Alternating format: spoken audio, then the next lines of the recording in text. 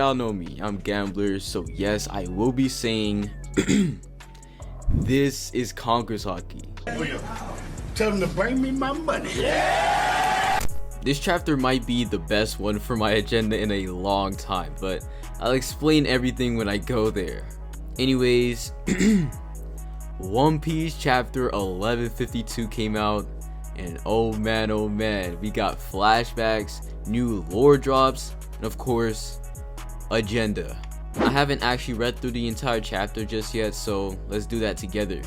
Just real quick, I have to mention that I didn't actually reread Elbaf during this break week. Best at it. I know, but things been going on, man. Give me a break. Anyways, make sure to like, subscribe, and of course, enjoy the video. Alrighty, you of course got the continuation of Yamato's cover story. I saw the premise of it and I was a little confused, but that's obviously because I forgot that the story started off where it did. I think I remember Otama training her ninja skills with that one ninja lady that reverted back to her old ways. What I mean by that is up to your interpretation, so if I speak, I'm in big trouble.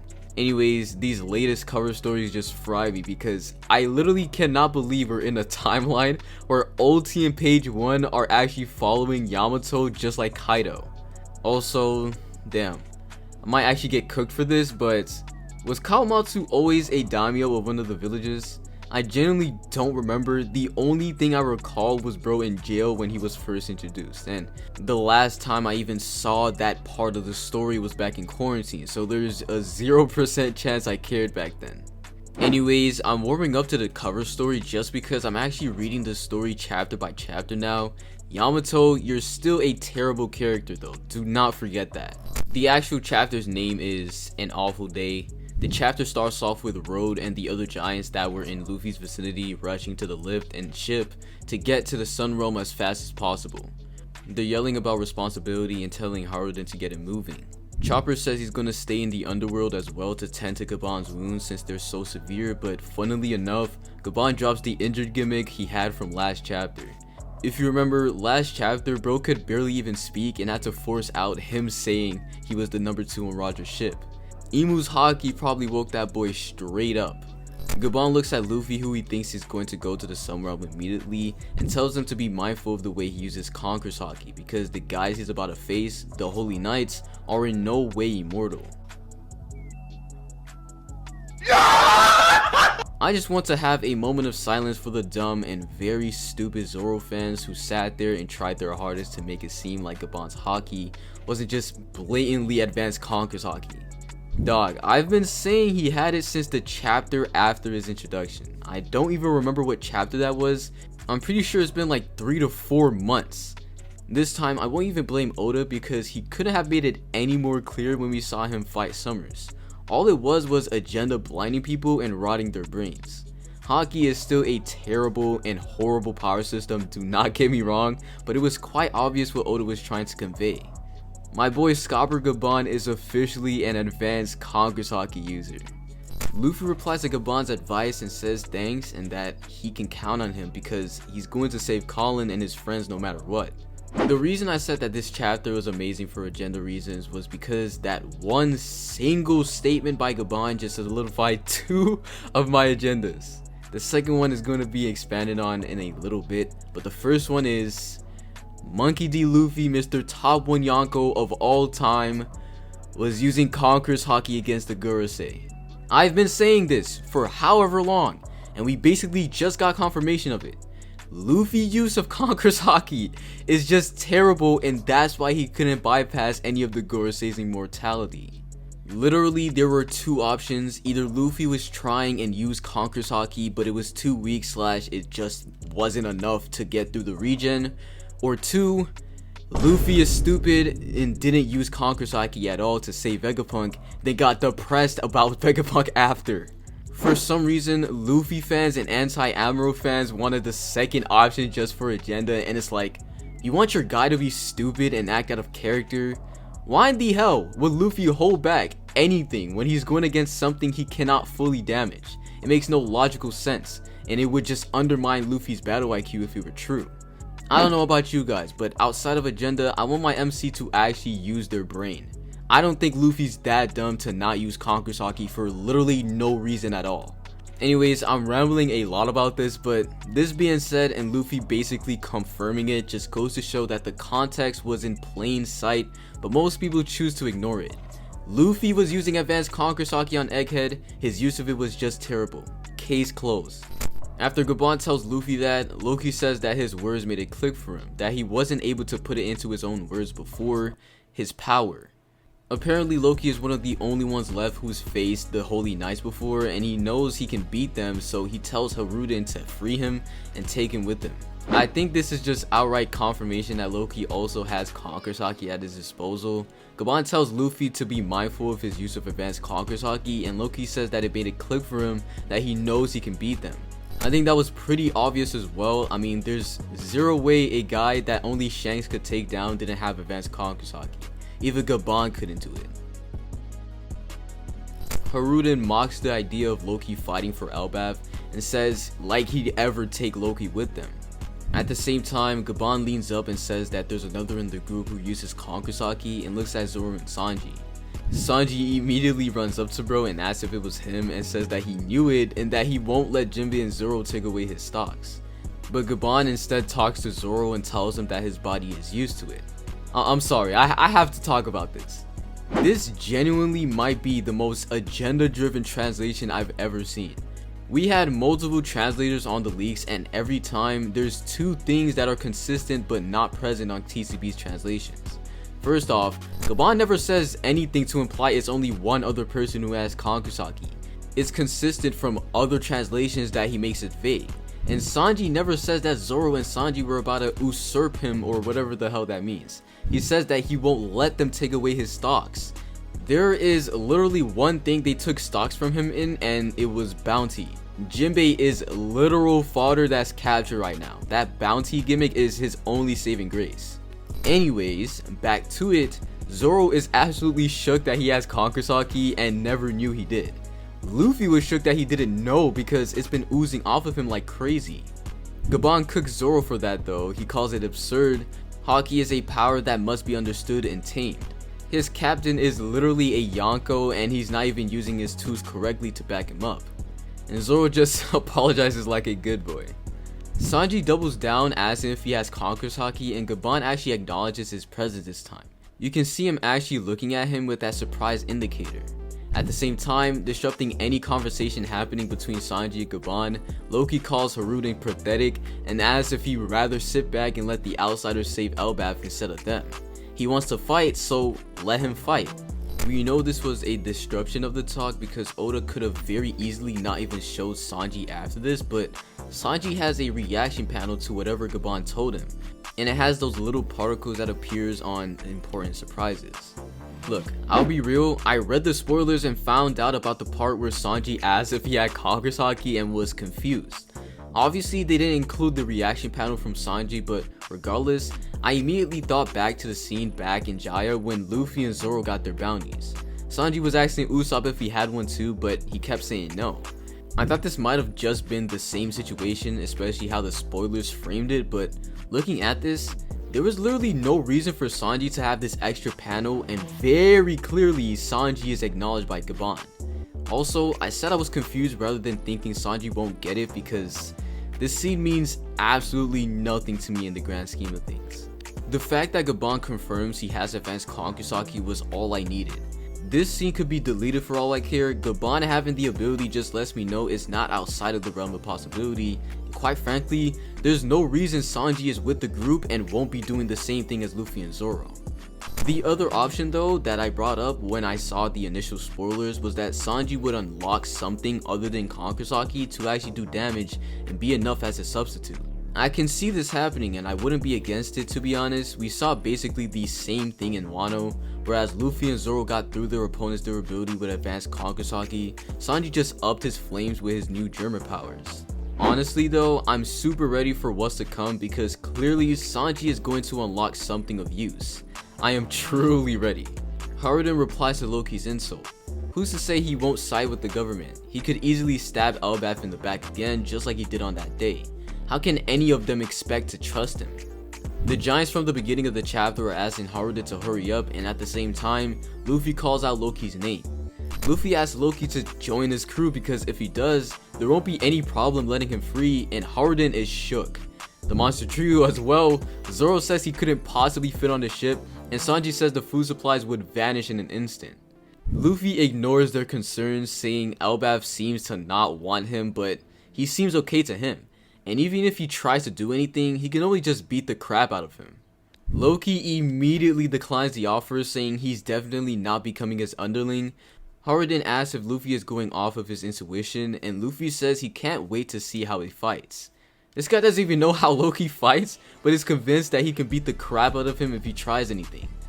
Alright Luffy, you can chill out, bro. You can't even use advanced Kankazaki correctly. In the next page, the giants keep telling Haruden to pull up, and so he runs to them with Luffy, telling Luffy he can't just hand over Loki to him because he's a criminal. Right after though, Gaban yells out to Haruden to release Loki. Of course, Haruden in specific is shook, but the other giants listen in. He lists Loki's crimes and claims that he was the worst criminal the country has ever known.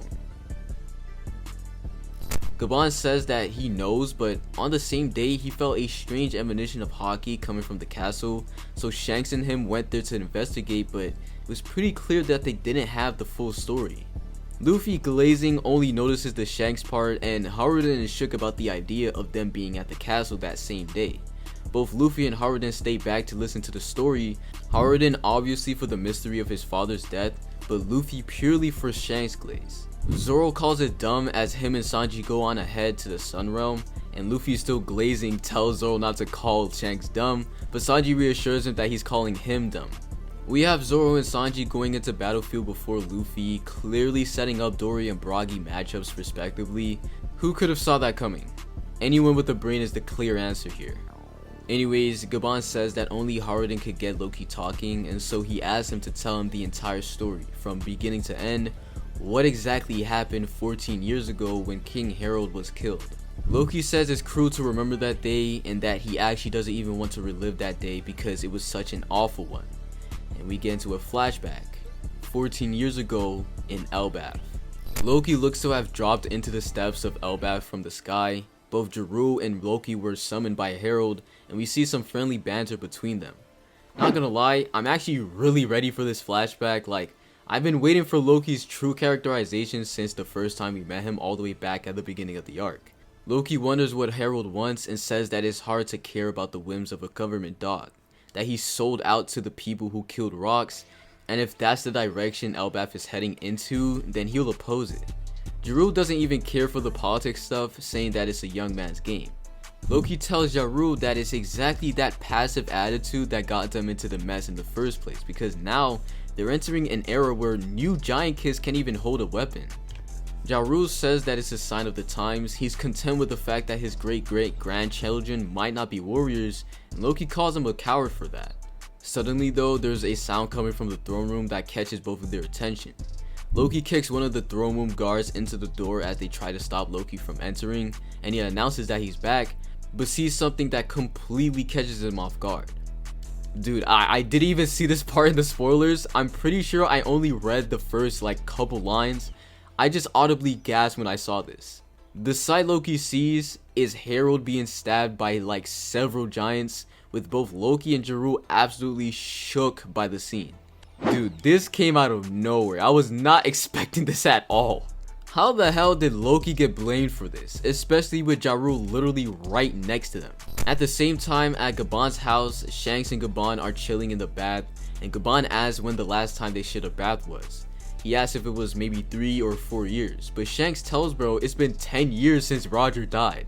This is direct confirmation that time maybe moves slower in Elbaf, but it also begs the question of how time actually works. They know this incident happened 14 years ago, but if time actually moves different in Elbaf, it would have been even longer than that outside of Elbaf. Or maybe Gaban wasn't used to it. I have zero idea what's going on, but you know what though? The funniest thing about this is that Colin is like 20 years old right now, I'm pretty sure. And so if this was actually 14 years ago, Colin had been born already and was 6 at this point.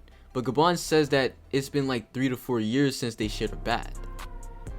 Y'all gotta let me know your thoughts, cause this is genuinely confusing me. I might be forgetting something though, so let me know down in the comments. Shanks says that life's completely changed since Roger died. He always just wanted to be a carefree pirate with Buggy, but there's some things he wants to know about Elbaf. Gabon says that Shanks was a child of destiny, but he tells him not to dwell on tricky topics at the moment. He asks if he remembers when they met Dory and Broggy at Little Garden. Dude, this was an agenda-filled statement. We finally found out that Dory and Broggy met Roger, and even then, they compared Joy Boy's hockey to Shanks instead. I personally don't have an opinion on the subject right now, but I can say it continues to be confirmed that the old gen versus the current gen isn't so clear cut as people claim it to be. Ripley suddenly appears and asks if the bath is hot enough for Gabon and Shanks, and Gabon says it's great. Ripley gives Shanks some food and asks if he has any stories about Gabon from back in the day, and yeah, there's Colin in Ripley's arm. Dude, I knew I wasn't bugging. This guy Gabon is fried. Shanks is about to tell Ripley about Gabon having countless girls on every port, but Gabon stops him from ratting him out. Gabon and Shanks are alone now and talks about Harold, the king of Elbaf. Apparently Shanks met him at Marijois and they got along alright, but at the Holy Land they couldn't speak freely. Now that they're in Elbaf though, he wants to talk to Harold before it's too late. On the same page, the narrator tells us, that day the massacre at the castle took place. Elbaf's most beloved king, Harold, lost his life. We see Konkusaki being sent out of the castle and a giant being killed in cold blood as well. Jarul gets stabbed in what seems to be the place where he has his trademark Excalibur, and someone unlocks the place where the most prized possession of Elbaf is the Devil Fruit. The narrator asks a question though, how did this man come to be so highly regarded by his people? In the next and final page, a double spread, we go even further back to 109 years before the present day. We see a giant pirate ship compared to a regular pirate ship, and the narrator tells us that everyone back then would agree that the scariest thing on the sea was the giant warrior pirates that inhabited Dory and Broggy before the 100-year fight, and all the other giants we see today. In that age, even ships from the land of the giants evoked fear because of Elbaf's reputation, and he, referring to King Harold, was one of the reasons for said reputation. At the same time, we see what seems to be Harold asking to see the princess from the castle they're invading. In the left side of the spread, we see Harold kick the giant from before into the castle for literally no reason and laughing about it. Harold was the king of Elbaf since 15 years old, but despite this, remarkably enough, Harold was pure scum. And we see Harold ask who their god is. I mean, let's just address the elephant in the room. Why does bro have the lines Ripley does? This is very confusing. I don't remember if that picture of him from chapters ago had the same lines. I don't even remember what chapter that was, but the funny thing about this is that this flashback predates Ripley's existence. Anyways, the chapter ended there, and so this was a long chapter, and I'm not gonna lie, I don't have a problem with that. We got a lot of lore, agenda, and stuff we're expecting to see. And now we're about to enter an extended flashback that goes into another flashback. I'm expecting a pretty lengthy backstory, I'm not gonna lie, like Odin level for some reason, but that's not gonna be anything to get mad about. I'm really ready to see the lore of Elbaf. Overall though, a solid chapter for me, not a 10, but I'll give it a cool 8. I'm expecting great things from this flashback. Anyways, what did you guys think? Let me know down in the comments. Make sure to like and subscribe. And I'll catch y'all in the next one.